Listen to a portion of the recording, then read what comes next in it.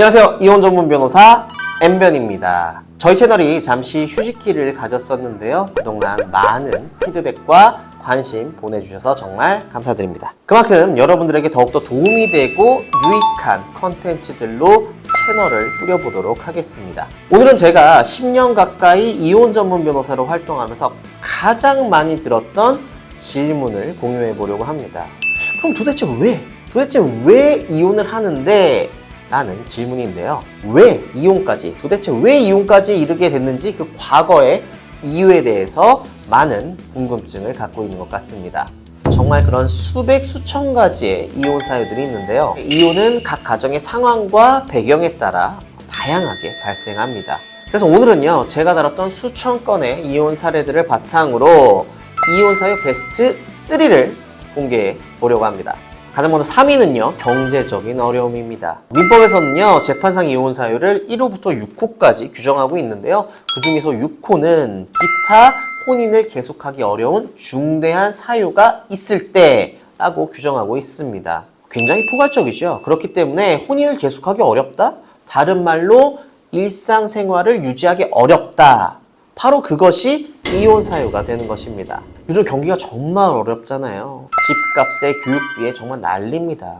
부부가 정말 열심히 일하고 아끼고 모아도 빚이 생길 수밖에 없는 요즘이긴 한데요. 하지만 배우자 몰래 투자를 한다? 상의도 없이 친구나 가족에게 돈을 빌려준다?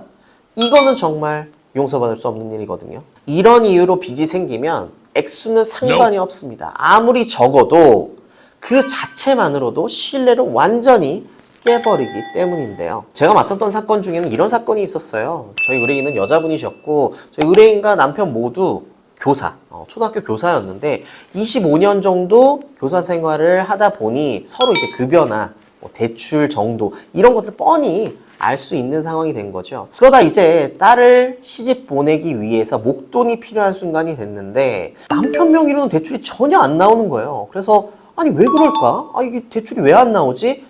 그렇게 캐고 캐다 보니 정말 충격적인 일이 벌어졌다는 걸 알게 됐습니다.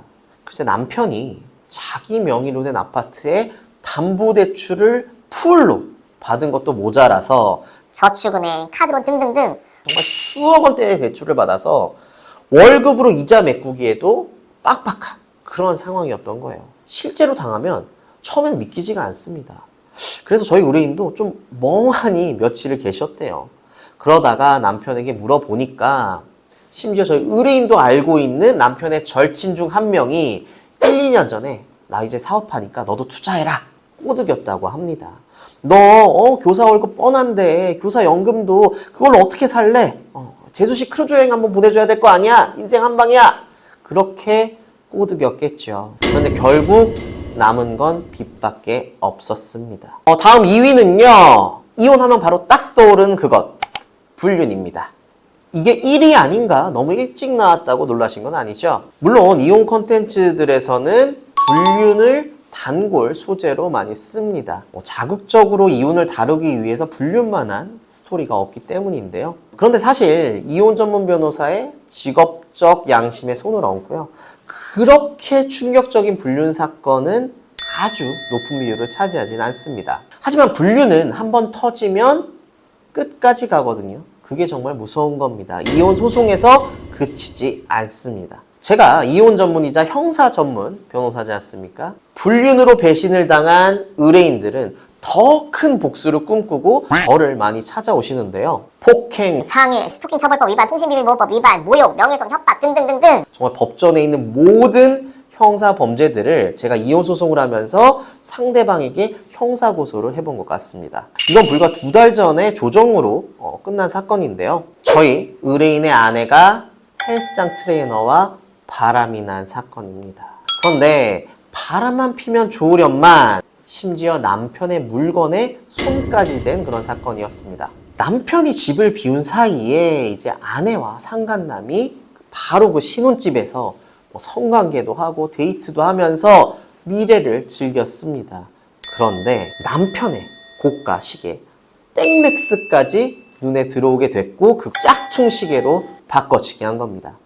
저희가 이제 이혼 소송을 하면서 재산 분할을 위해 계좌 정보를 보게 되는데, 근데 배우자 계좌에 정말 큰 금액의 현금이 입금이 된 사실이 있는 거예요. 그래서 저희 의뢰인이 이럴 일이 없는데 의심을 하던 중에 캐고 캐니 결국 이런 사실을 아내가 모두 자백을 했습니다. 아내도 자기도 살아야 하니까 그렇게 다 털어놓은 거죠. 그래서 이렇게 싹싹 빈 아내와는 조정으로 이혼 사건이 종결이 됐는데, 이 상간남에 대한 절도 형사 고소 사건은요, 이제 막 수사를 마치고 재판에 넘겨졌습니다.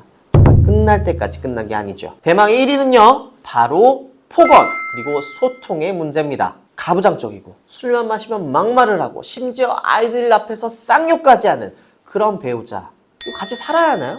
이런 사람과 어떻게 살겠어요? 30년 정도 된 부부였는데 이 남편이 정말 습관처럼 못생겼다, 뚱뚱하다, 능력 없다 생각해낼 수 있는 모든 폭언을 매일같이 하는 그런 상황이었습니다. 이런 상황까지 이르게 되니까 저희 의뢰인이 정말 오랫동안 이혼을 준비하셨어요. 대화도 녹음을 하고 문자 메시지, 카카오톡 메시지, 조금이라도 무시와 폭언이 있다면 모두 다 캡처를 해두고요. 그래서 저희가 소송을 하면서 이런 대화 녹음 파일과 각종 메시지들을 모두 증거 자료를 제출을 했는데, 이 남편 법정에 와서 정말 당당합니다. 내가 마누라를 때렸어? 바람을 폈어? 아니 돈을 안 벌어다 줬어. 나는 위자료는 물론이고 재산 분할조차 해줄 수 없습니다. 이렇게 당당하더라고요. 그런데요, 저 이 사건 5대5 재산 분할은 물론이고 2천만 원까지 위자료를 받았습니다. 와우. 저의 목표는 재결합이 아니라 저의 의뢰인의 이익을 극대화하는 것입니다. 그렇기 때문에 과연 이 문제가 이혼 사건에서 우리에게 얼마나 큰 무기가 되고, 또한 우리 의뢰인이 받은 피해를 얼마나 보상받을 수 있을지 항상 고민을 하게 되는데요. 물론 성격 차이, 일상적인 갈등 부부 사이에 있을 수 있습니다. 하지만 일방적인 폭언, 매일 같은 무시는 정신적 피해를 입히는 폭력이나 다름없습니다.